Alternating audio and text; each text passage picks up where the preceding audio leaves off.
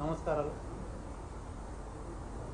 కర్నూలు 3వ పట్టణ police station పరిధిలో వైఎస్ఆర్ కాంగ్రెస్ పార్టీ నాయకులు వైసీపీ కార్యకర్తలపైన దాడులకు వ్యతిరేకంగా వైసీపీ నాయకులు వైసీపీ కార్యకర్తలపైన పెడుతున్నటువంటి అక్రమ కేసులకు వ్యతిరేకంగా ఈ నెల 14వ తేదీన మేము ధర్నా కార్యక్రమం నిర్వహించడం జరిగింది.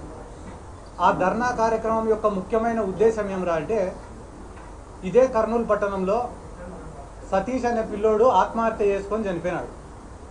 ఆ కుటుంబానికి న్యాయం చేయాలా, ఆ కుటుంబంలో ఆ పిల్లోడి చావుకు కారణమైన వాళ్ళపైన కేసు నమోదు చేయాలనే ఉద్దేశంతో మేము ఆ రోజు ధర్నా చేయడం జరిగింది.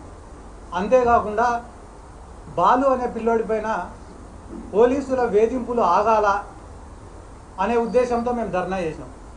అంతేకాకుండా 3వ పట్టణ సిఐ గారి పైన చర్యలు తీసుకోవాలనే ఉద్దేశంతో మేము కలెక్టర్ ఆఫీస్ దగ్గర ఈ నెల 14వ తేదీన ధర్నా చేయడం జరిగింది.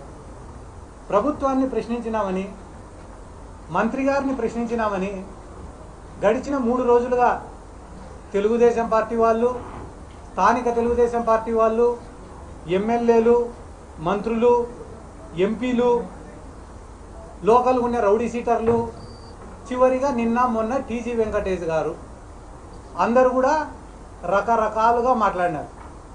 వాళ్ళ మాటలకు సమాధానం చెప్పాలనే ఉద్దేశంతోనే ఈరోజు ఈ ప్రెస్ మీట్ని ఏర్పాటు చేయడం జరిగింది. టీజీ భరత్ గారు సతీష్ కుటుంబాన్ని పిలిపించుకొని ఆ కుటుంబానికి న్యాయం చేసింటే ఈ కర్నూలు టౌన్లో ఆయన స్థాయి 100% పెరిగేది.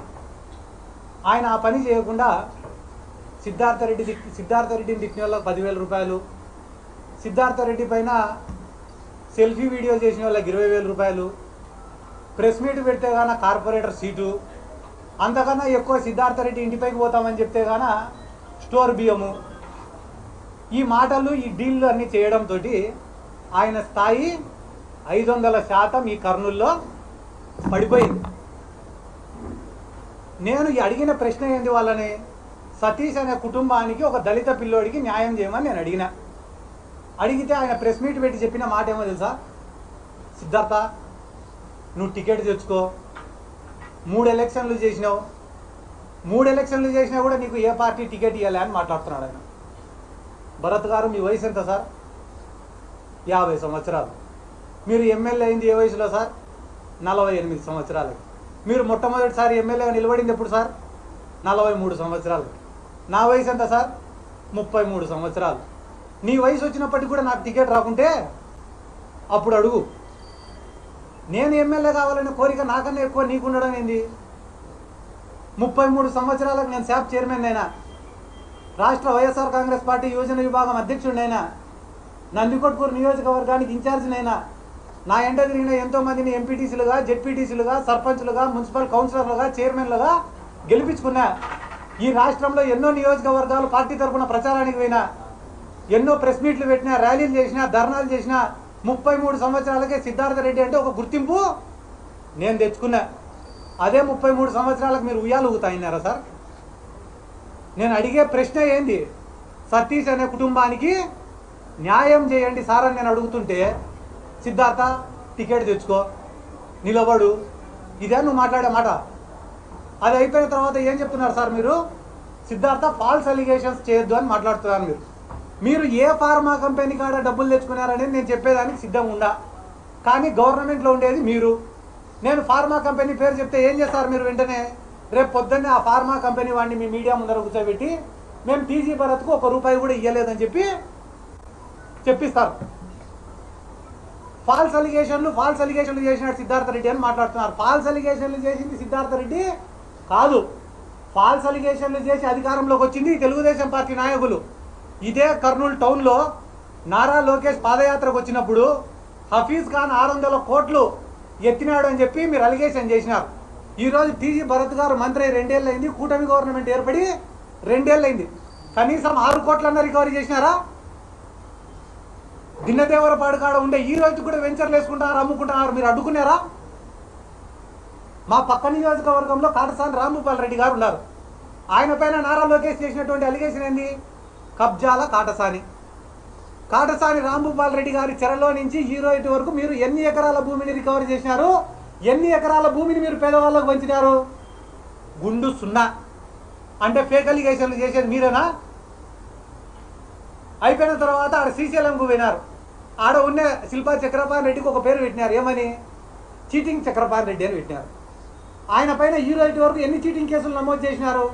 ఎన్ని 420 కేసులు నమోదు చేసినారు? చేయలేకపోయినారు. ఎందుకు చేయలేకపోయినారు? ఆ రోజు ఓట్ల కోసం ఆయన పైన కూడా ఫేక్ అలిగేషన్స్ చేసినారు కాబట్టి. ఆడదాం ఆంధ్రాలో సిద్ధార్థ రెడ్డి 400 కోట్లు ఎత్తినాడంట. ఇది ఒకరోజు ఆర్టికల్. రెండో రోజు ఆడదాం ఆంధ్రాలో సిద్ధార్థ రెడ్డి 200 కోట్లు ఎత్తినాడంట. ఒకరోజు 100 కోట్లు ఎత్తినాడంట. అన్నీ అయిపోయి లాస్ట్కి ఈరోజు ఏమి ఇచ్చినారు? విజిలెన్స్ వాడు 40 కోట్ల అవకతవకలు జరిగినాయి కాబట్టి సిద్ధార్థ రెడ్డి పైన కానీ మినిస్టర్ గారి పైన కానీ క్రిమినల్ చర్యలు తీసుకోవాలంట. అధికారం చేతిలో ఉంది కదా అని చెప్పి తప్పుడు కేసులు, తప్పుడు కంప్లైంట్లు నమోదు చేసి ఇబ్బందులు పెడతాంటే ఎవరు? మీరు కదా. మీరు చేస్తానే ఫాల్స్ అలిగేషన్లకి, ఫాల్స్ కేసులకి మళ్ళీ తిరిగి సిద్ధార్థ రెడ్డి ఫాల్స్ అలిగేషన్లు చేస్తారని మాట్లాడతారా? వీళ్ళకి సపోర్టుగా మళ్ళీ టీజీ భరత్ గారికి సపోర్టుగా మా ఎంపీ గారు ఎవరు? బైరెడ్డి శబరి గారు. ప్రస్తుతానికి మార్కెట్లో డీజిల్ పెట్రోల్ దొరకడంలే. పాపం అయినప్పటికీ కూడా పెట్రోల్ బంకు పోయి డీజిల్ పట్టించుకొని ఆమె తొందరగా పరిగెత్తుకుంటా దెబ్బ కర్నూలుకి వచ్చి సిద్ధార్థ రెడ్డి గారు రౌడీ గుండా అని మాట్లాడినారు. సంతోషం మేడం శబరి గారు, సంతోషం. మీరు నా గురించి బాగా మాట్లాడినారు, సంతోషం. కానీ ఈరోజు మీడియా సమావేశం ద్వారా మిమ్మల్ని నేను ఒకటి అడగాలనుకుంటానా. మీ ఫాదర్ని బైరెడ్డి రాజశేఖర రెడ్డి గారిని గౌరవ్ వెంకటరెడ్డి వాడు ఒక వేస్ట్ ఫెలో అని మాట్లాడి ఈ రోజుకి 2 నెలలు అయింది. ఎందుకు మీరు ఈ రోజు వరకు కౌంటర్ ప్రెస్ మీట్ పెట్టలే?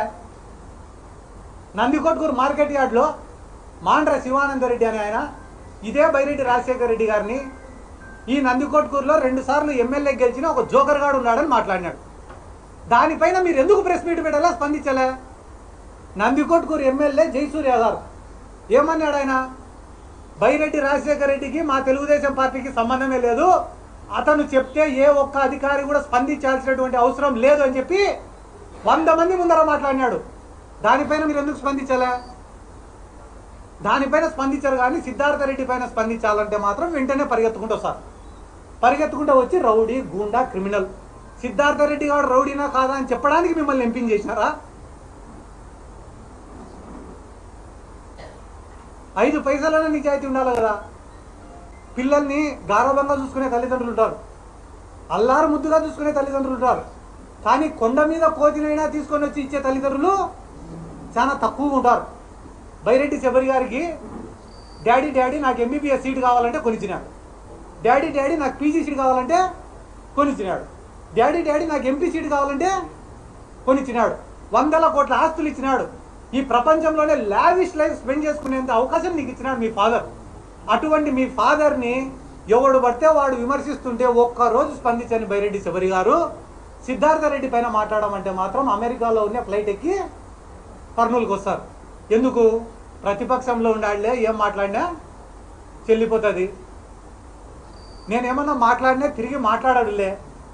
ఒకవేళ వాడు ఏమన్నా మాట్లాడితే నేను వెంటనే ప్రెస్ ముందు కూర్చొని మహిళను ఎవరైనా ఇలా మాట్లాడచ్చా అండి, డాక్టర్ని ఎవరైనా ఇలా మాట్లాడచ్చా అండి అని ఏడ్చి మళ్ళీ బురదంతా వాడిపైన చల్లొచ్చని ఒక ఆలోచన. వాని ఇంట ఉండేది కిడ్నాపర్లు, గంజాయి బ్యాచ్. నా ఇంట ఉండేది సరే వాళ్ళే.